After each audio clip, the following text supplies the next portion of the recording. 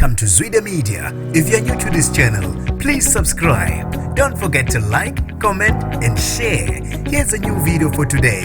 Enjoy.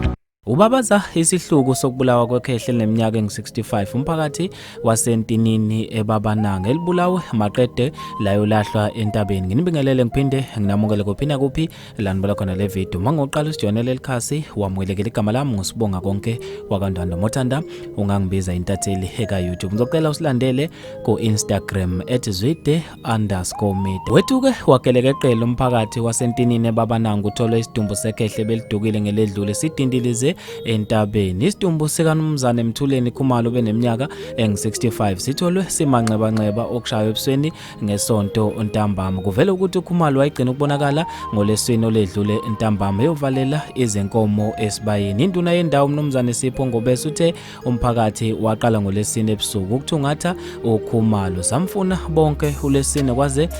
Samfuna ubusuku bonke ngolesine saze sabekela amaphoyisa ngolesihlanu ngokulahleka kwakhe ngoba sibona engabuyi. Size samthola ngesonto entabeni eseshonile. Kuchaza yena uNgobese. Uqhube wathi isidumbu sikaKhumalo besibukeka njengosomuntu oqale wahlukunyezwa ngaphambi kokuba abulawa futhi ubemanxeba okushaywa ngamatshe ebusweni. Izinkomba ziveza ukuthi wayethunjiwe njengoba isidumbu sakhe ebesithambile ngendlela engajwayelekile. Ukubonakala lapho ukuthi uqale watubeka ngaphambi kokuba ashone nasebusweni ubenezibazi zokushaywa ngamatshe. Nendawo atholakala kuyona ibinodaka kodwa isidumbu sakhe besingena miyocu. Bathi bomphakathi bashaqeke kakhulu ngalesigameko. Uqhube wathi izigameko ezifana nalezi besezanda endaweni njengoba ngonyaka ka2018 kwake kwaduka umfanyana watholakala ehlathini kuyo lentaba edliwa inja amathambo akhe. Kanti nango2020 kwake kwalahleka enye yentombazane yabe